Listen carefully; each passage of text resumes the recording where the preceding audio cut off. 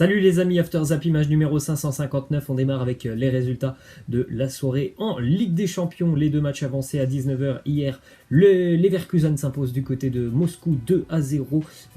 Galatasaray et Bruges, match nul, un partout. Les résultats de la soirée, la Juve s'impose face à l'Atlético 1-0. Victoire aussi pour l'Atalanta face à Zagreb 2-0. City est tenu en échec à domicile par le Shakhtar.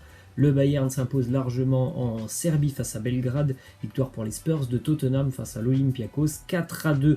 On jette un petit coup d'œil maintenant au calendrier de la journée. L'Olympique Lyonnais se déplace du côté de Saint-Pétersbourg pour affronter le Zénith. Ça sera à 19h. Et dans le même temps, un joli match aussi entre Valence et Chelsea. Et puis encore de très belles affiches. Ce soir, le LOSC reçoit l'Ajax. Le Barça reçoit Dortmund. Le Slavia reçoit l'Inter Milan. Liverpool reçoit le Napoli. On continue bien évidemment avec le résultat du Paris Saint-Germain tenu en échec hier du côté de Bernabeu, de partout entre le Real et le Paris Saint-Germain. C'est plutôt, on va dire, un très bon résultat par rapport à la physionomie du match pour le PSG qui a été largement dominé quasiment sur tout le match. Donc un résultat plutôt intéressant parce que franchement le Paris Saint-Germain c'est vraiment un miracle ce match nul. Les deux buts Benzema pour le Real, but de Mbappé et de Sarabia pour le Paris Saint-Germain. Petite statistique d'ailleurs sur Karim Benzema qui a donc disputé hier son 100e match en Ligue des Champions, le 100e de sa carrière, vraiment un match monstrueux pour Benzema hier. Il a été au four et au moulin, c'est ce qu'on peut dire, parce qu'il a marqué les deux buts et en plus de ça, il participe énormément au jeu de son équipe. Donc il a réussi tout ce qu'il a tenté. Il est vraiment très très influent dans le jeu madrilène. Et autre statistique aussi pour Kylian Mbappé, c'était là son 100e match, non pas en Ligue des Champions, mais le 100e match de Mbappé sous les couleurs du Paris Saint-Germain. Et les statistiques sont plutôt aussi très intéressantes pour Mbappé. 100 matchs, 70 buts inscrits, 36 passes D, âgé de seulement 20 ans. Kylian Mbappé est déjà le 11e meilleur buteur de l'histoire du Paris Saint-Germain. Il n'est plus qu'à un but du top 10, le top 10 qui est Carlos Bianchi. Donc il va certainement rentrer très rapidement dans le top 10 des meilleurs buteurs de l'histoire du Paris Saint-Germain. Déclaration de Thomas Tuchel qui nous dit ce n'est pas possible de gagner quelque chose sans Ney ou Kylian. Ce sont des joueurs vraiment exceptionnels.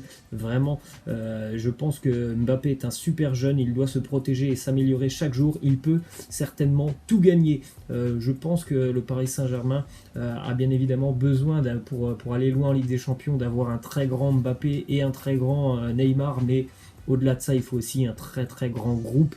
Et un groupe qui soit solidaire. Et malheureusement hier on a vu des choses qui ne sont pas de bon augure pour le Paris Saint-Germain, parce qu'on a l'habitude de les voir comme ça en Ligue des Champions, les Parisiens sur les matchs à élimination directe se faire un petit peu marcher dessus, comme ça a été surtout le cas en première mi-temps hier. Ça c'est pas vraiment un bon signe pour le PSG. J'espère que on reverra pas les mêmes choses que les saisons passées lors des huitièmes de finale. Autre déclaration de Thomas Tuchel qui nous dit Neymar a un grand cœur, mais malheureusement il ne montre pas toujours qu'il est un garçon généreux, fiable. Parfois il est provocateur et c'est vraiment dommage parce que ce n'est pas nécessaire. Bon, c'est un petit peu le style de jeu, on va dire, de Neymar d'être provocateur. Après, franchement, hier, je pense qu'il a vraiment eu mauvaise, Neymar, d'être relégué sur le banc de touche. Je pense que ça va vraiment pas lui plaire du tout à Neymar. Ensuite, une déclaration du papa d'Edinson Cavani qui nous dit j'ai dit à Edinson qu'il remportera toutes les coupes qui existent en France, mais jamais une Ligue des Champions. Le football ne se gagne pas seulement avec de l'argent. Lui me dit que je suis un type trop négatif. On verra qui aura raison. En tout cas, pour le moment, c'est plutôt le papa qui a raison depuis quelques années. Le Paris Saint-Germain investit beaucoup, mais c'est quand même des échecs récurrents en Ligue des Champions. Peut-être que cette année, ça va changer. C'est tout ce que je souhaite au Paris Saint-Germain. On continue avec des petites infos du côté de la Juventus qui s'impose hier face à l'Atlético 1-0. La Juve assure donc la première place du classement dans ce groupe. Déclaration de Diego Simeone, l'entraîneur de l'Atlético, qui nous dit Cristiano est un champion. Il est le numéro 1. Un joueur extraordinaire qui fait la différence. C'est l'un des meilleurs au monde, très élogieux jeu, hein, Diego Simeone, alors que Ronaldo, c'est vraiment quelqu'un qui en général fait beaucoup de mal à l'Atlético. Bon, hier, il n'a pas marqué Cristiano Ronaldo, mais il est quand même pas à 100%. Hein. Maurizio Sarri l'a un petit peu dit en conférence de presse, il est toujours un petit peu gêné au niveau du genou, mais il a quand même beaucoup travaillé, hein, hier Ronaldo pour son équipe. Et au-delà de ça aussi, franchement, c'est une menace permanente, hein, les joueurs de l'Atlético. Il faut toujours être très concentré quand tu as Ronaldo en face de toi, même s'il n'est pas buteur. Il participe beaucoup et il a même beaucoup travaillé aussi défensivement en seconde période. Hein. Ronaldo hier, un très bon match. Il a été éclipsé, on va dire, par la très grosse performance de Paulo Dybala qui depuis quelques semaines marche sur l'eau avec un but somptueux pour Dybala hier. Hein, ceux qui ne l'ont pas vu, je vous incite à aller le voir. Un coup franc vraiment magnifique parce que le coup franc il est dans un angle improbable, c'est quasiment sur la ligne de corner, un petit peu décalé à 1 mètre on va dire de la ligne de corner. C'est vraiment somptueux ce qu'il a fait Paulo Dybala sur ce coup franc. On a une déclaration d'ailleurs, hein, de Dybala qui nous dit: c'était un très beau but, ce n'est pas simple de marquer de cette position. L'angle était réduit avec de nombreux joueurs devant. Nous avons fait une première période incroyable. L'équipe a vraiment bien joué. Nous sommes tous très contents d'avoir atteint ce premier objectif, la première place dans ce groupe, avec un match vraiment abouti, hein, pour la Juve. Hier, il y avait quand même du répondant pour l'Atlético. Donc vraiment, la Juve a fait un très joli match hier. Ensuite, du côté de Tottenham, hier, Mourinho était mené 2-0 en Ligue des Champions après seulement 20 minutes de jeu. C'était une première pour José Mourinho depuis février 2002. Heureusement, les Spurs ont très vite, on va dire, inversé la tendance. La première déclaration de Mourinho lorsqu'il est arrivé en conférence de presse hier, il a dit tout d'abord: j'aimerais faire ce que j'ai fait dans le vestiaire, et c'est de m'excuser auprès d'Eric Dyer. Eric Dyer, il a été remplacé au bout de 29 minutes de jeu par Christian Eriksen. En général, quand un joueur est remplacé au bout de 29 minutes de jeu, c'est que tout simplement il passe complètement à côté de son match. Et là, les Spurs en plus étaient menés 2-0. Donc j'aimerais bien savoir si Tottenham avait perdu ce match, est-ce que Mourinho se serait excusé d'avoir sorti Eric Dyer? Je n'en suis pas tout à fait sûr. Ensuite, une petite déclaration aussi de Mourinho sur le ramasseur de balles qui a rapidement donné le ballon à Serge Aurier avant le but de Harry Kane. Ça m'a fait penser un petit peu d'ailleurs à cette action au but de Liverpool sur le corner face au Barça l'année dernière en demi-finale, le corner d'Alexander Arnold.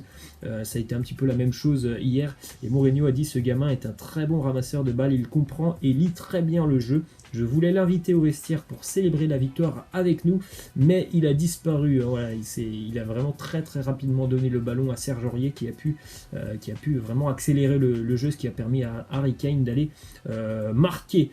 Ensuite, petite statistique sur le début de saison de Dele Alli. 12 matchs, 3 buts et 2 passes D pour Dele Alli. Moi, je trouve pas forcément que ça soit un début de saison compliqué, hein, pour Ali. C'est toujours dans ses standards, hein, finalement. Au niveau statistique, il a eu une très grosse saison dans sa carrière avec les Spurs. Sinon, à l'année, avec les Spurs, c'est entre 10 et 15 buts. Il sera à peu près dans ces eaux-là cette saison. Mais à noter aussi hier le but pour Serge Aurier. Ça va lui faire du bien, Serge Aurier. Il a marqué hier le but du 3-2, hein, pour les Spurs. Vraiment, l'abnégation de Serge Aurier qu'on a vu hier, ça va certainement lui faire beaucoup de bien, lui qui était quand même en grande difficulté avec Mauricio Pochettino. Peut-être que cette arrivée de Mourinho va le relancer. On continue avec des statistiques du côté du Bayern Munich. Seuls 2 joueurs ont marqué au moins 4 buts lors d'un même match de Champions League cette saison. Serge Gnabry face aux Spurs, et hier Robert Lewandowski face à l'Étoile Rouge. La force de frappe du Bayern, qui est bien évidemment la meilleure attaque, hein, de Ligue des Champions. Les Bavarois ont déjà marqué plus de 20 buts en 5 matchs. Hier ils en passent 6, ils en avaient mis 7, hein, du côté de Tottenham. Donc vraiment une attaque surpuissante du côté du Bayern. Et à noter hier que le quadruplé de Lewandowski a été inscrit dans un temps record pour toute l'histoire de la Ligue des Champions. Il a marqué un quadruplé en l'espace de 14 minutes, hein, Lewandowski.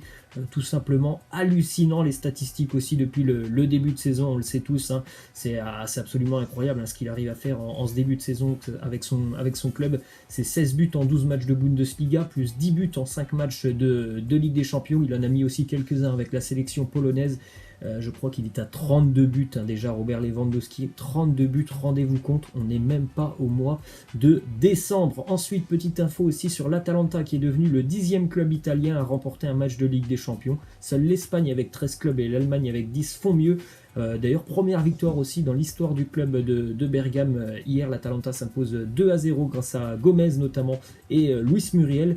Et puis l'Atalanta s'offre la possibilité sur la dernière journée de pourquoi pas aller chercher une qualification historique. On continue avec une déclat de Jürgen Klopp qui nous dit: Naples est un adversaire dangereux, notre plus grosse erreur serait de penser que nous avons déjà gagné ce match. Bon, c'est pas du tout le style de la maison de Liverpool de prendre un adversaire de haut. En plus de ça, le Napoli est quand même un adversaire qui est malade depuis quelques semaines, donc je pense que ça sera quand même assez compliqué, même si Liverpool bien évidemment reste ultra favori, surtout à Anfield. On continue avec cette info qui concerne le stade de Manchester United, Old Trafford, qui est décrit comme fatigué et miteux par certains observateurs. Il pourrait donc être modernisé, les propriétaires sont en pleine réflexion. Ensuite, une info qui concerne Zlatan Ibrahimovic qui devient copropriétaire du club d'Hammarby en Suède. Il n'y jouera pas, mais il a quand même déjà investi un petit peu dans le club. Près de 25% des parts du club ont été achetées par Zlatan. Et on termine avec cette image, le 11 combiné du Paris Saint-Germain et du Real Madrid. Et laissez-moi en commentaire si vous êtes d'accord avec ce 11 combiné ou si pour vous il y a d'autres options. Voilà les amis, c'est la fin, je vous laisse, je vous dis à la prochaine, ciao.